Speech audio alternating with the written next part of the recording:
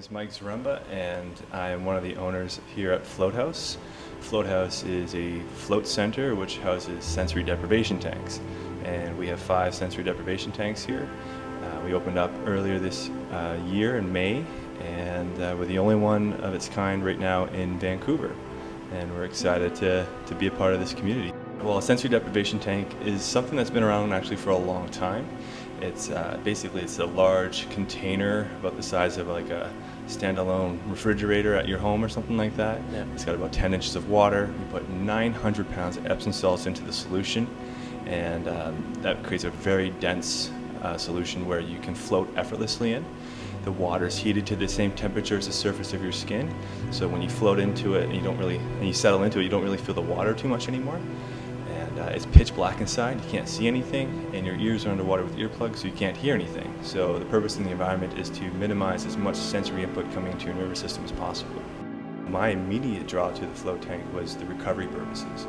You know, the fact that you do flush out all these stress hormones and catabolic agents in your body and let your body really recover, replenish it, increases circulation, all your muscle tension goes away, you know, and all your joints kind of get to relax and separate and spread out, and things get to breathe a little bit more, like, you know, the body breathing almost, if you will. Like, that's when things get to really relax.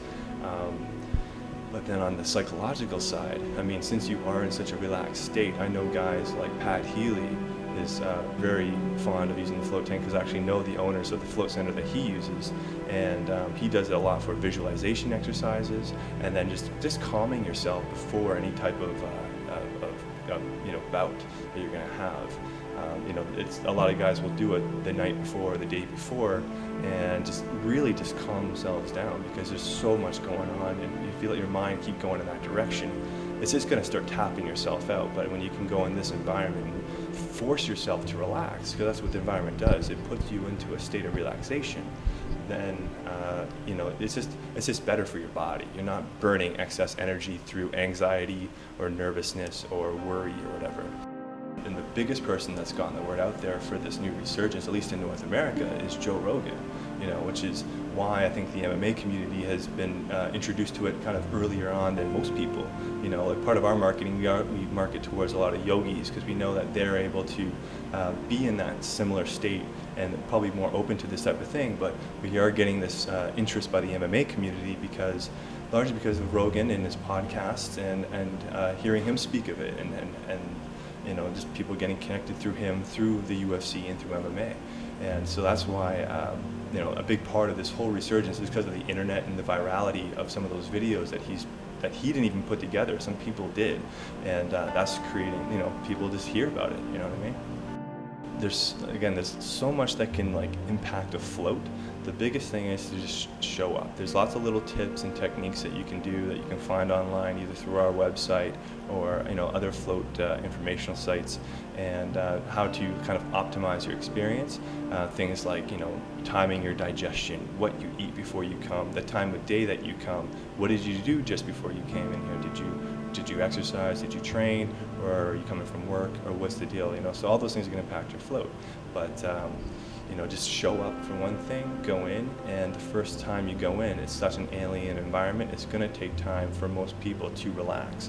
So just getting in there, getting used to the environment, getting yourself mentally in there as well, and just letting it do its thing. Give it a couple of chances to let it do its thing on your body, you know. So it's there's definitely a learning curve and an accumulation effect with floating. All right, guys, come on here. I just want to show you the rooms we got. We have 5 rooms, so we do have floats starting every hour on the hour. All floats are 90 minutes, and just to kind of give you an idea of what we got going on here.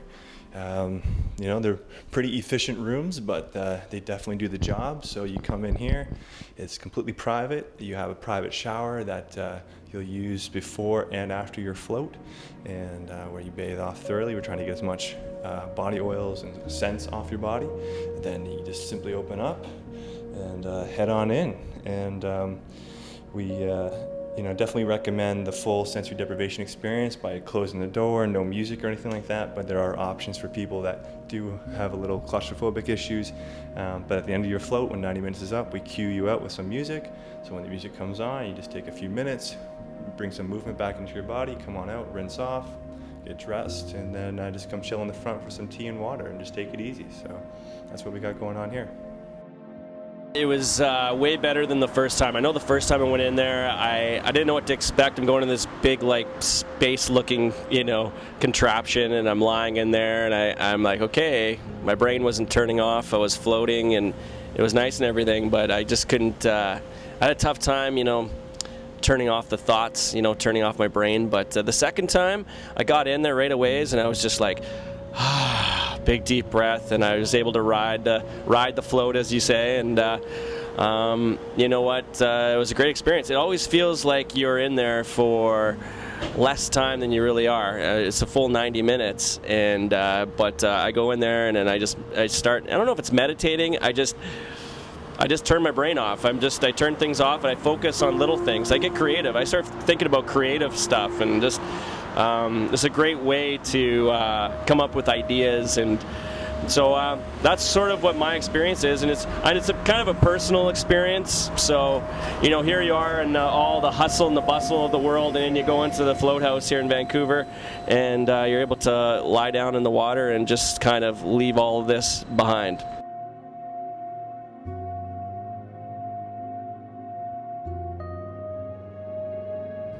The first time I heard about floating was on the Joe Rogan podcast, probably a couple years ago now, and want to try it ever since. And I found out there's one coming to Vancouver, so I started doing it.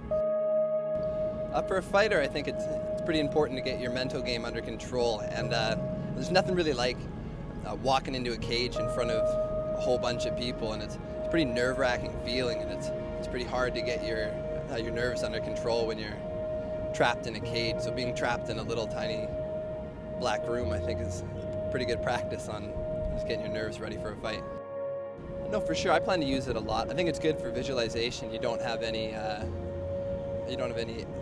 sensory input coming in, so you can really just allow your brain to drift and see things a little better. Sometimes it's hard to visualize a fight when you got people walking around, or you're on the SkyTrain, or in the busyness of life, but when you're in the tank, it's kind of nice to just be with yourself and see what you're thinking. Yeah, I think it's important for everyone to do it. I think a lot of people in today's world are pretty connected with the internet, and they're never just with themselves and seeing what they think. They're always checking their phone to see what they should think or what's happening around the world, but they don't even know what's happening inside their own body. So I think it's definitely something that everyone should do.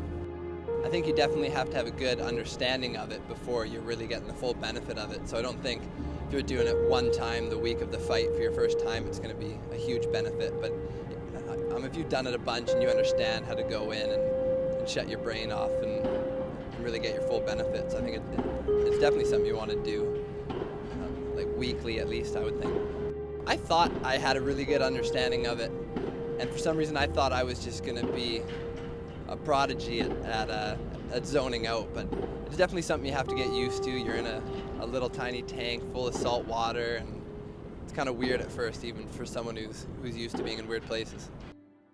My name is Micah Brakefield, and I fight for Battlefield Fight League at middleweight.